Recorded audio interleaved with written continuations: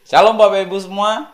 Seorang bapak yang sangat taat kepada akidah datang kepada saya dan bertanya, "Pak Jul, apa yang harus saya lakukan supaya malaikat maut tidak mendatangi anak saya, Pak? Saya belum ikhlas anak saya meninggal dunia di usia yang sangat relatif muda." Dan semua itu kami diskusikan dalam pertemuan saya dengan beliau di rumah sakit. Saya terkejut dengan pertanyaan beliau. Mau tahu jawaban saya? Tunggu video ini.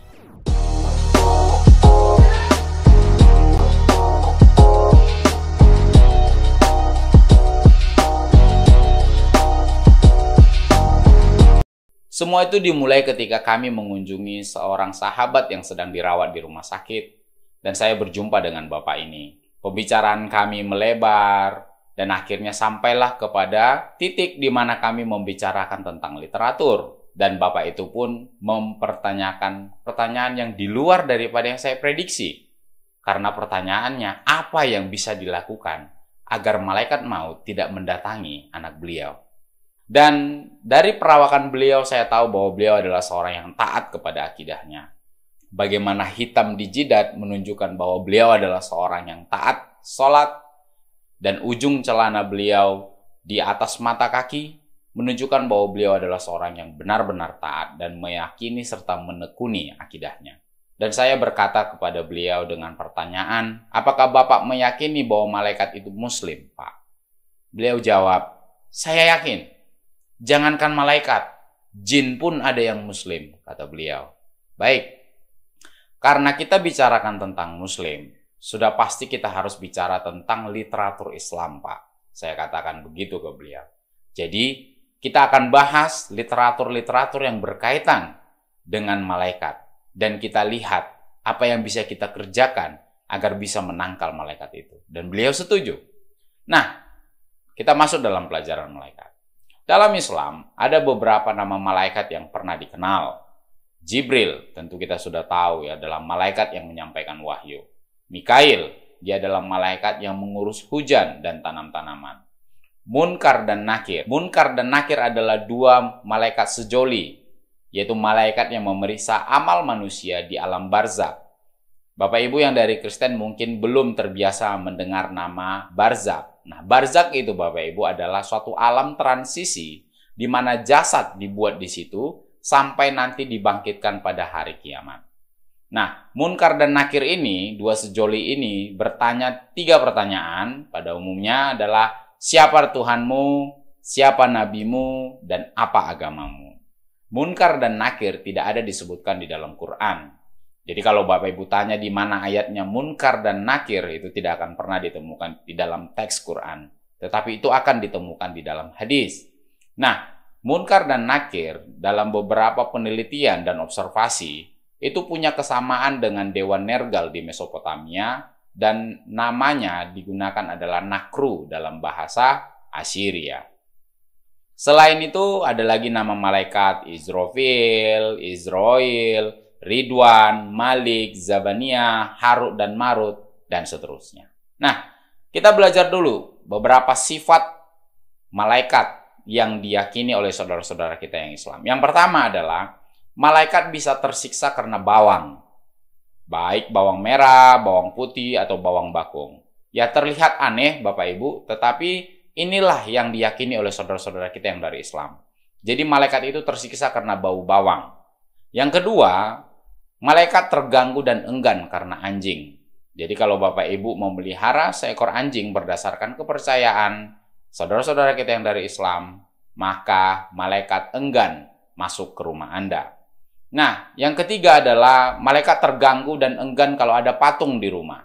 Yang keempat, malaikat bisa pingsan. Yang kelima, malaikat bisa dicungkil matanya. Dikisahkan ketika malaikat maut mau mendatangi Musa, maka Musa menampar malaikat itu dan matanya dicungkil. Dan yang keenam, malaikat bisa mati Bapak Ibu. Nah, ini adalah sebagian kecil dari sifat malaikat yang saya tunjukkan kepada Bapak Ibu.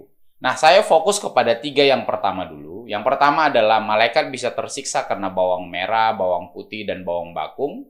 Yang kedua adalah malaikat terganggu dan enggan karena anjing. Dan yang ketiga adalah malaikat terganggu dan enggan karena patung. Nah, literaturnya ada di sini Bapak Ibu. Di dalam Sahih Muslim 874, dilarang makan bawang merah dan bawang bakung ketika mendekati masjid karena malaikat tersakiti. Di dalam Sahih Al-Bukhari 873, barang siapa makan sebagian dari pohon ini, maka janganlah dia mendekati masjid kami, dan janganlah dia menyakiti kami dengan bau bawang putih.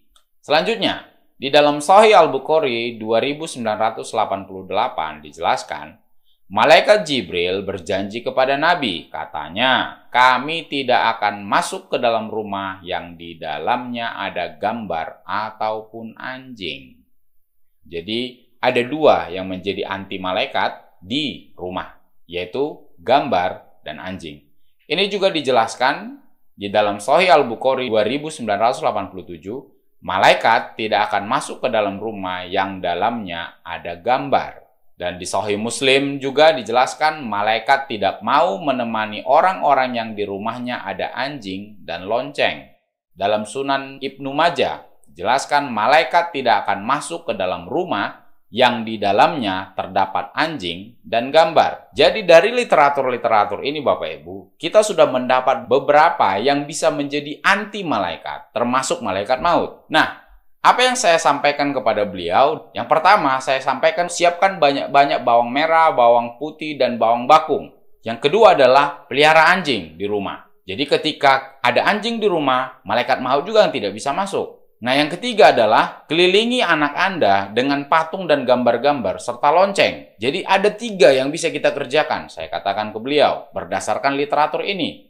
Persiapkan bawang banyak-banyak, bawang merah, bawang putih, bawang bakung, terus pelihara anjing di rumah, sebanyak yang bisa kita pelihara, terus kelilingi anak Anda dengan patung-patung dan gambar-gambar. Dan tentu saya tidak mengusulkan untuk membuat patung salib di situ, karena saya menghargai akidah beliau. Ini adalah kesempatan untuk pembuktian literatur Anda dan keyakinan Anda, Pak, saya katakan ke beliau. Karena Bapak berjenggot juga ada di dalam hadis. Ujung celana Bapak di atas mata kaki juga ada di dalam hadis. Banyak yang Bapak kerjakan ada di dalam hadis. Nah, kenapa yang ini tidak Bapak kerjakan? Nah, ini ada ajaran bagaimana malaikat tidak bisa masuk ke rumah kita.